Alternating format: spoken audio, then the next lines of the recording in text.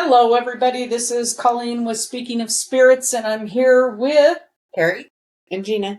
And today we're going to talk about the Salem witch trials. And we've done another episode. We've done an episode of Salem witch trials, but this one is kind of near and dear to our hearts. Not so much dear, but anyway, here. But near. And Gina, you were talking about it's still going on today. Like witches are they're people. Well, are they witches or people that are being accused? That's right. The thing.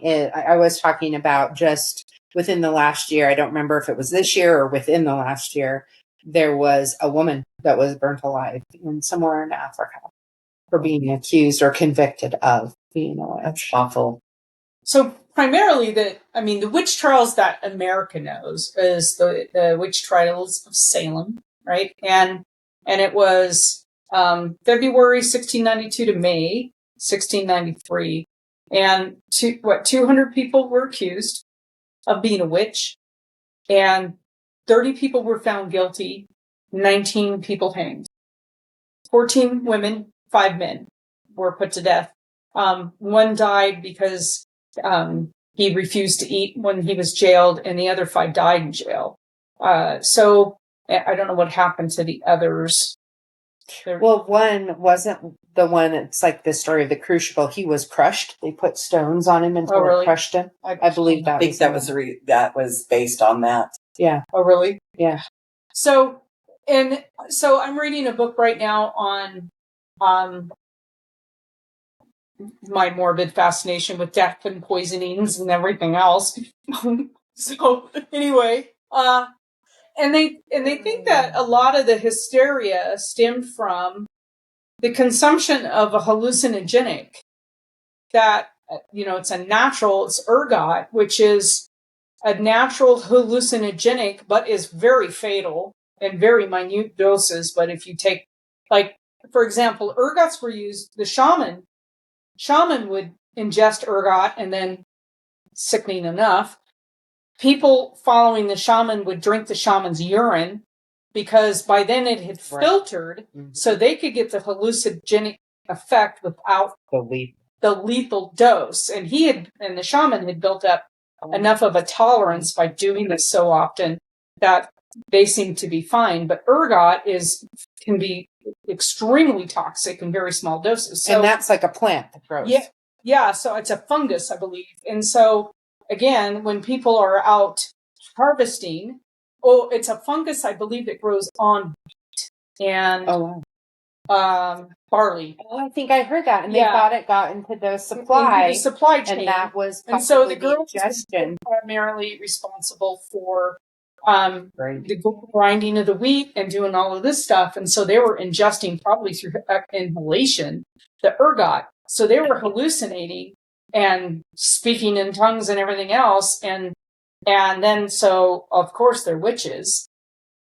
So you got to remember the time, right? But there was also a lot back then that used the herbal, but yes, and so then anything that was not normal was, at that time, you're a witch. Well, and another thing is, if you had a situation where there was a husband and wife and they had property and the husband died, well, if she's a witch and we get rid of her, we can take that property. And that happened a lot with churches and with communities. It's until almost 1900 that women in Oregon, if their husbands died, they lost their property. Like, they had to get remarried right away within so many days, or like their ranch should be gone.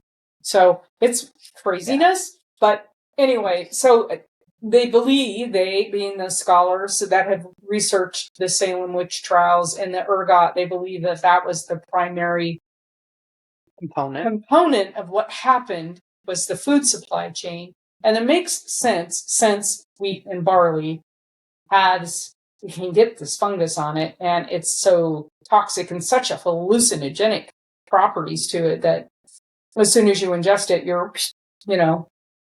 But again, the Puritans, we're talking the Puritans, and anything that wasn't pure was witchcraft, and they believed that women were susceptible to, well, we were the sinners. I mean, it goes back to the whole Adam and Eve thing. So we took the apple, and I still like apples. And, so that's the reason why. But like you said, probably over 1 million people worldwide have been killed, between the thing. There was huge. Actually, I was just in Edinburgh, Scotland in 2018, and they at the Edinburgh Castle have a well in. It's kind of like a memorial of all the people that were executed being accused of being witches. And they have a fountain and the whole bit right there by the castle. I mean, it's a worldwide thing. And a lot of it was greed. A lot of it was superstition. A lot of it, like you said, maybe a hallucinogen or something that got into the food that people consumed. But I saw a meme on Facebook, and it really kind of fit how I feel. We were taught to fear the witches, but not the people that burned them. Yeah, exactly. And it's like, when you think about justice and pure and holy and, sacred, is it worse really to, know herbal remedies that help, or be the midwife that helps deliver the child, or the widow who inherited her husband's property, than the person who executes people, based on Well, we were what we all taught to decided. trust only the man that carried the black medicine, little bag, medicine, the medical doctor. So if you did anything outside the norm and they were giving people arsenic. Yeah. Arsenic was How about the considered bloodletting and the leeches? And the bloodletting and leeching. Well, they're bringing that back, actually, because they believe that's. Yeah. But I'm saying the bloodletting or just the leeches? The leeches. Yeah, because That's a whole nother topic. I'm just saying. But so I lost my train of thought. But I was reading an ad in this morbid book of mine about arsenic, about how we used arsenic in face creams and all kinds of stuff because they believed. Well, yeah, they believed it was a cure-all, because if you took little doses, that was a cure-all. Arsenic is one of those. It's an element that is extremely fatal. It's so toxic. I mean, we used it in rat poisoning. Come on, that's how toxic it is, right? So, right. So the doctors are giving everybody like morphine and arsenic and everything else in these cure-all formulas. So we're supposed to trust him and not the woman down the road who's making an herbal tea that will cleanse your liver. Yeah. Or a poultice, however you say that, like that you put over your lungs, the mustard packs and different things. My twisted conspiracy theory, let me put on my foil hat.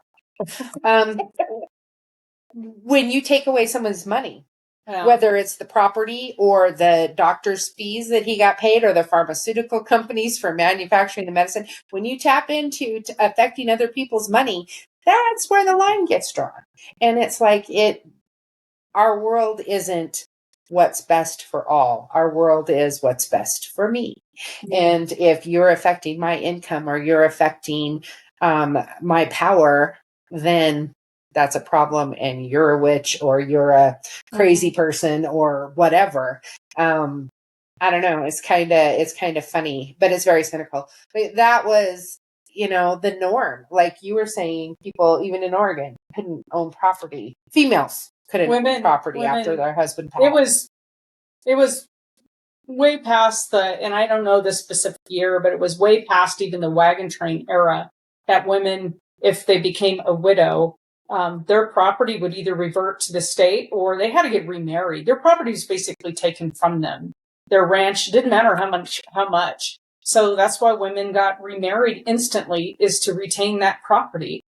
And it even, it happened in the colonies too. So that wasn't anything new, but there's just been such a stigma against powerful women, and women who can heal and people just knew how to process the fruits and vegetables to harvest the seeds out to replant the next year. Right. I don't know all the details of it, but somebody was telling me heirloom seeds are illegal. An heirloom seed is you No. take the seeds out of your tomatoes. They're not illegal. They're not illegal. No, they're not illegal. Because you can buy heirloom varieties now, the seeds. Okay, because Yeah. I was going to say they had a thing, They're big money. some documentary or something I was watching, and he was talking about how many plants his heirloom seeds produced versus the packets he bought. And the packets he bought, normally with his heirlooms, if you planted a dozen seeds, 10 grew.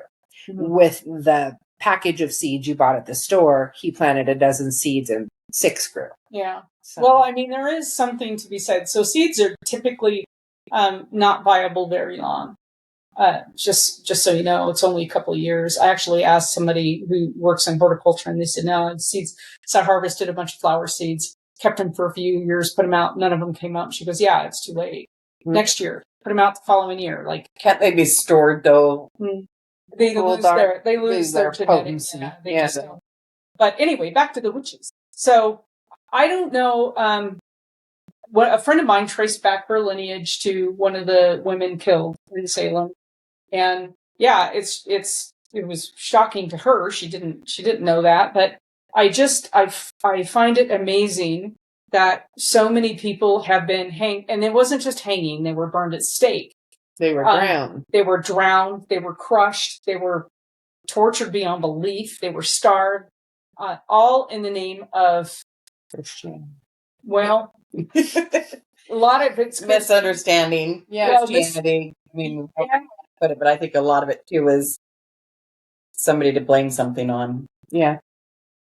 Well, this is an interesting thing that I learned actually from a friend who lives in Salem, who I had no idea. We all know the stereotypical witch. She's green. Her nose is all bent and twisted. Her fingers are all gnarly. The reason that is used as the face of a witch is because they would beat those women until they bruised and would go green. They would break their noses. They would break their knuckles. They would break their bones until they would confess that they were a witch and be executed. So the image of the hag, the gnarled green person, was what the woman would actually look like after they tortured her to the point that they were going to execute her. Oh. And so they would be bringing this horrid green broken woman person with her hair ripped out, because they would rip their hair out. They would dunk them in ice cold water. They would do horrible things. And so she is very adamant that she loves the story and the idea of living in Salem, but is extremely offended and will not let people, like post on her page the green witch kind of thing. Right. In honor and memory that was, yes, perhaps that's what they looked like when they were executed, but was that what they looked like before? And some of those people that were executed in Salem were people that had disabilities, were people that maybe were crippled, or maybe, who knows, had dementia or beginning schizophrenia, Yeah. or something. Yeah. And so that's just one of the weird things that's come down through time, is that image of a witch. So, do you believe witches can cast spells? What I believe, people ask. What I believe is we can learn to manipulate energy. That's what I do when I do healings. I draw in universal healing energy. Some people call it Reiki. Some people just call it energy healing. But you draw in that universal energy. It's like a laser beam. So we take that energy and we condense it down to the laser beam, and we can cut through steel, and we can do surgeries and all that. With energy healing, you pull that energy in. I pull it in, put it up through my heart. It comes out through my hands and goes out into the person. I can send it anywhere. So I have a funny story about Gina and her Reiki. So no, I think I had one of my multiple head injuries, and that's what's wrong with or me. something. It was a neck. It hurt bad, and I was sitting in my chair, and I have this little orange cat who's the center of every party. Like, she loves people, but she was across the room, laying on her typical position on our couch, and Gina comes up and she's starting to do Reiki. And so Reiki, if you've never had it, there's not a really physical touch. It's just the energy, the transference of energy. like from here to your arm. Yeah, It's some people transference. feel it staticky, Yeah. like I feel like when you heat, zap, like heat, lot of cold. heat. And all of a sudden, Gina's doing, I can start to feel the energy really flowing. And all of a sudden, the cat, she's like in between, she's always under Gina's hands. Like no matter where Gina's hands was, this cat sneaking underneath it. She could feel it from across the room. Yeah. It really does work. So, Energy hog. yeah, I know. But it's her hair's full of especially cats. But Yeah. dogs do too. When if I go work in someone's home on them, the pets are like, Yeah. Because it feels good. Yeah. It feels amazing. But so, and even though we call it Reiki now, I'm sure that people then probably understood that power of energy transference because maybe they worked on a pet, or maybe they were working on their grandparent or somebody who had an injury, and they realized, wow, I kind of have a touch or a gift for this. And then all of a sudden they're branded as somebody worthy of death. yeah, And they're healing. They're Yeah. literally healing people. And it's absolutely mind-boggling that people now, like today, 2023, are being killed in Africa and other areas of the world because they are labeled as a witch. yeah. When we have shaman that are accepted, like, why is a Native American shaman revered and a witch not? One thought would be a lot of them are men. Not all of them, but most shaman are men. I don't know. And most witches are female. It Not all just of them. kind of depends, but I think I mean, when more you and think, more, there is more male. Yeah. I do believe that Yeah. there is more men coming out of the woodwork. yeah. yeah. But I do. has anybody kissed a boo boo better on a kid? And they're bawling and they're crying, and you kiss their boo boo and they're better. That's energy transference. That you're putting love and you're putting healing. And so, it's funny that something so simple and so beautiful and so helpful can get twisted into something maybe that's it's- not at all. I couldn't remember. Talking about Facebook memes. They were talking about when you make your birthday cake and you put your candle on it. I Yep. can't remember the whole meme, but it's talking about you make your wish and you blow it out, and that's energy. Yeah. You're using candle magic. I mean, Because- people, universe. Well, they're the same people that go, "Achoo." Bless you. Bless you. Gesundheit, which is good health. That is conveyance of energy and belief. I believe if I bless you, you're going to get better. If I believe that, those make that wish and blow it out into the universe, then it's going to come Right. through. And it's funny that things get so twisted that people think that's evil or bad. But it's a part of everyone's life. I mean, really and Yeah. truly, like picking a dandelion and making a wish and blowing, Right. or looking up and making a wish on a shooting star. Right. I mean, it happens all the time, but it's like, I was going to say I do Reiki and I do just energy healing, but I did a session with a lady last week who is in another state, and I do work. I can do it remotely. And it was so funny. She goes, I was really skeptical and I thought, what have I got to lose? She's one of the people that I'm doing the milk thistle for. Mm. And she's like, I was really skeptical and I thought, what have I got to lose? And when I got done, she was like, I can't even describe to you. What you said to me was exactly what I need. But I'm intuitive. I was born with all of my gifts. And it's like, yeah, it all kind of pulls in together. But the intuitive healing, knowing where the illness is or the imbalance is or whatever, and talking, she's like, she goes, can I have you do this once a week? And I said, you absolutely can, It's amazing. So I guess people are classified as witches when they do some of this alternative stuff, but I even went to a counselor in town after a particularly traumatic event, and she did polarity healing. Yes. Right? On me. And and they do drum circles and they do a lot of spiritual connection to try to get, because a lot of us have trauma that we're trying to process. And if you don't process it, it's going internal. You got to process it. It may take years to actually come out, but you process it in different ways. And you got to figure out a path to get through it. And I think, and it's so unfortunate, And if you read back on any of the Salem witch stuff or how the Puritans acted in the Scarlet Letter, any of this stuff, right, and how they treated women and healers, it's just so, man, can you think about how far along society would be if they hadn't done that?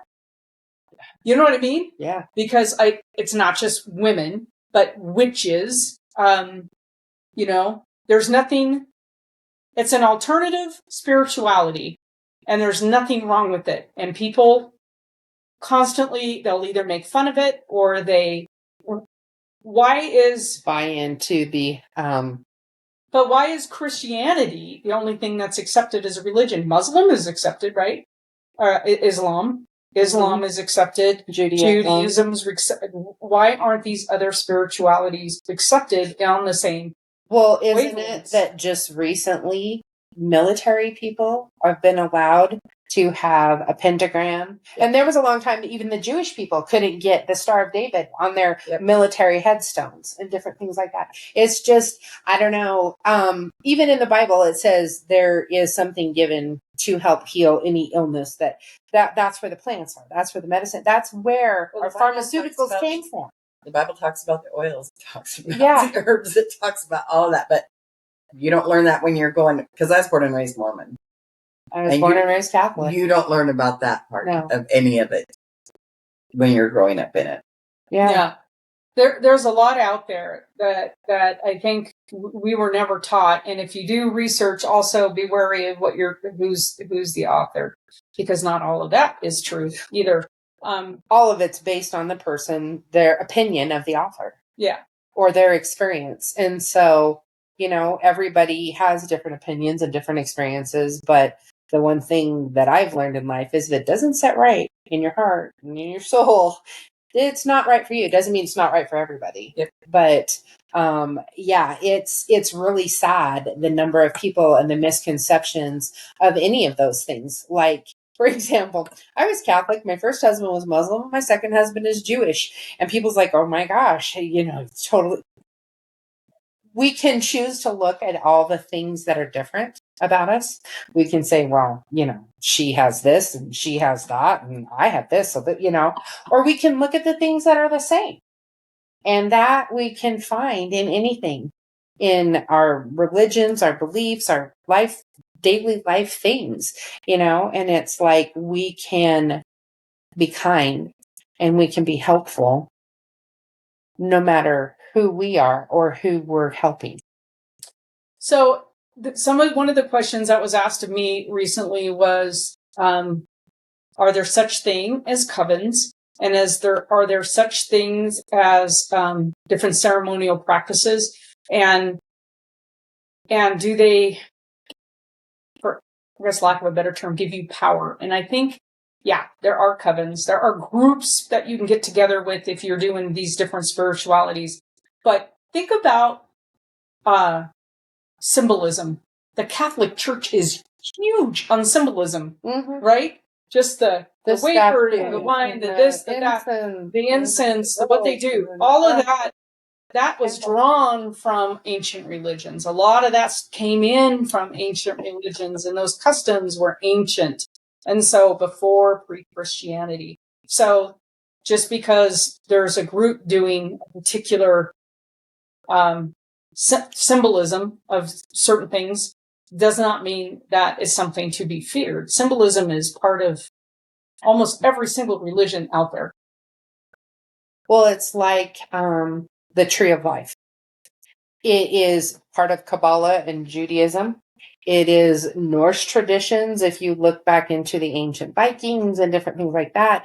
And even in a lot of Christian things, you see that tree. It's showing, it symbolizes a lot of different things, but it can show heaven, earth, and hell, or it can show the living, the angels, and the ones who've passed away, like our ancestors. It just depends on how we look at it and what we interpret. And just because my belief says it means this and your belief says it means that, mine's not necessarily right and yours is wrong, or vice versa. It's how we look at it and see it and how we apply it to our life, or let other people apply it to their life. Right. Yeah.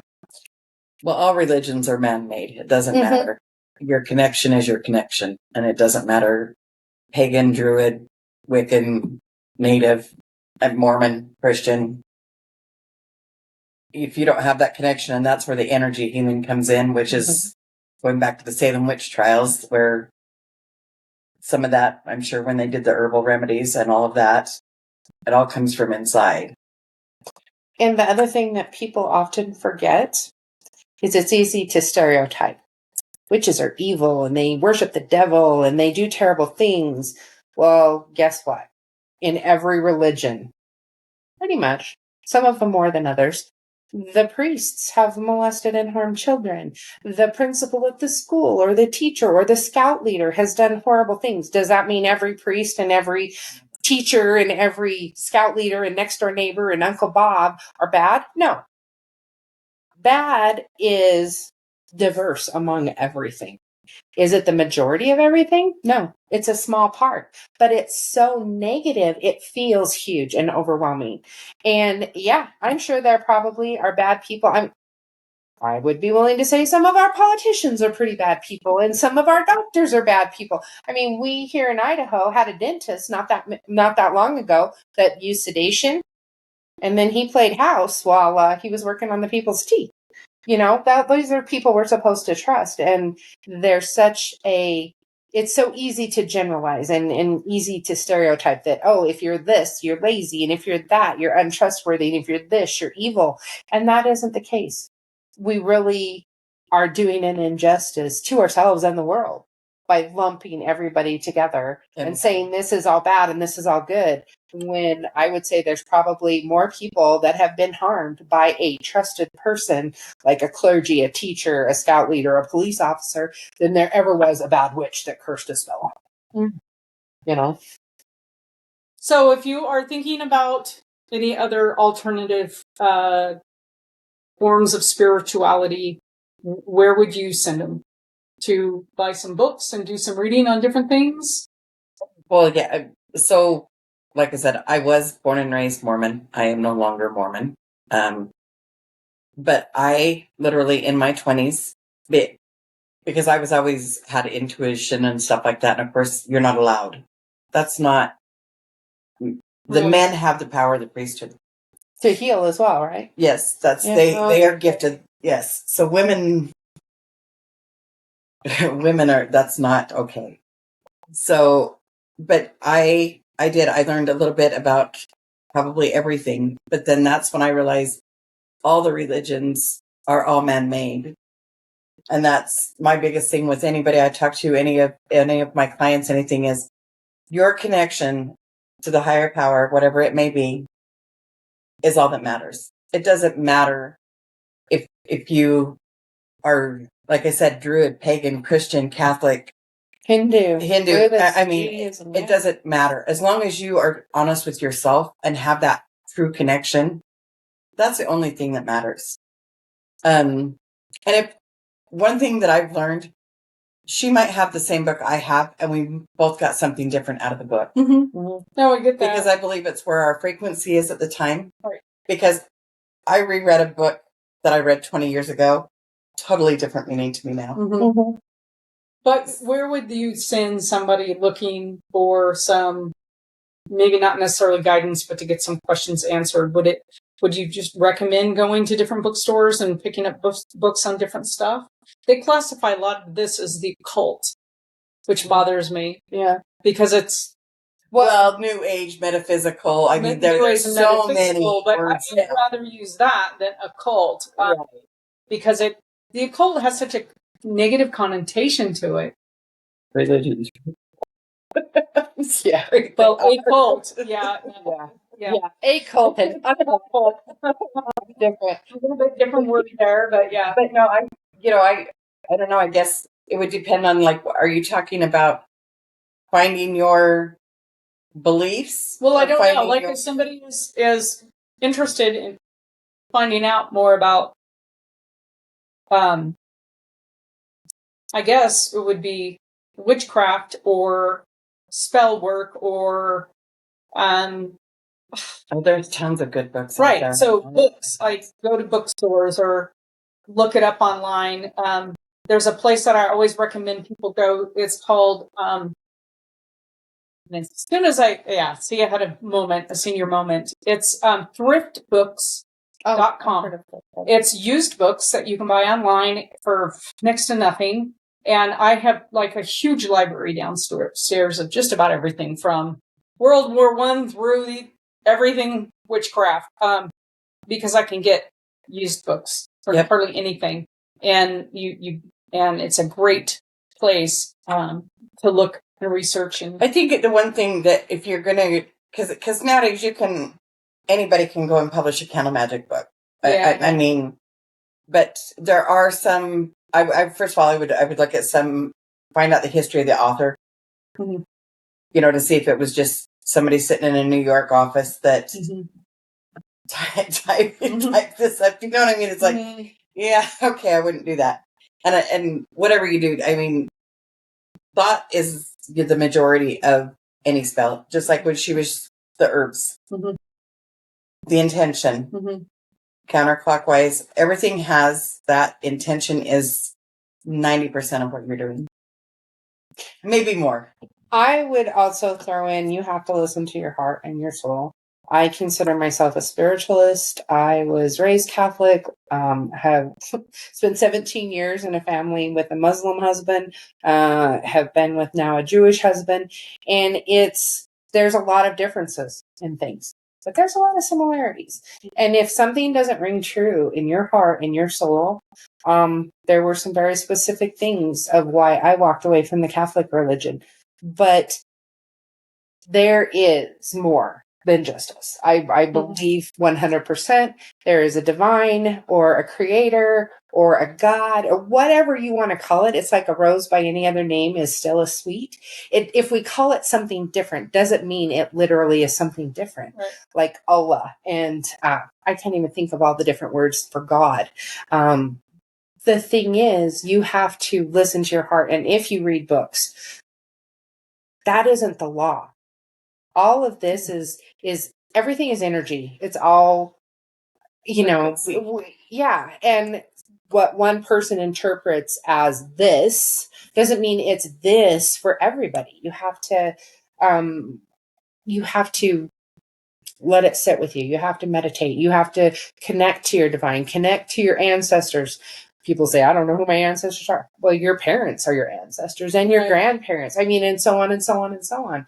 To angels, to guides, to guardians, and get in touch with what rings true to you. Because we're all on our own path in this life. And my belief is we should bring into the world the things we want in this world. And I try to bring kindness, and I try to bring healing, and I try to bring love and acceptance and just a universal right for everyone to believe and think what they want, as long as they don't harm anyone else by it. And so I do use books for referencing for all different kinds of things, but I'm a hands-on person. So I've worked with several people, like when I did the herbs or different things like that. And it's a little different for everyone. And so, your intention is huge. If you want to be a good person, if you want to do things that are helpful and kind, you want to make this a better world. We can't change the world, but we can sure change where we are. And it has this ripple effect where what I do that's good helps Colleen, and then Colleen does good and it helps, the next and the next and the next. And pretty soon our whole surrounding, there's as much positive going out as there is anything else. And surround yourself with that. Yeah. And it's like you resonate. People Carrie and I have a lot of things in common with our energy work, but we don't call it necessarily the same thing. We don't do it. That doesn't mean she's right and I'm wrong, or I'm right and she's wrong, or we're both wrong and someone else is right. You have to, it's like shoes. We all wear the shoes that are comfortable or that fit the thing we need to do. Not everybody's going to wear big work boots. Not everybody's going to wear stilettos. Not everybody's going to wear moccasins. You pick and choose the thing. Yeah. No, that would be really bad. I used to wear high heels at one point, and then I fell down a lot of knees. I did it when I was a teenager, and I fell down the stairs a couple times and went, yeah, this is so good for me. Well, we thank you for joining us on our discussion of witches and spirituality. I think that was a good one, and we look forward to our next one.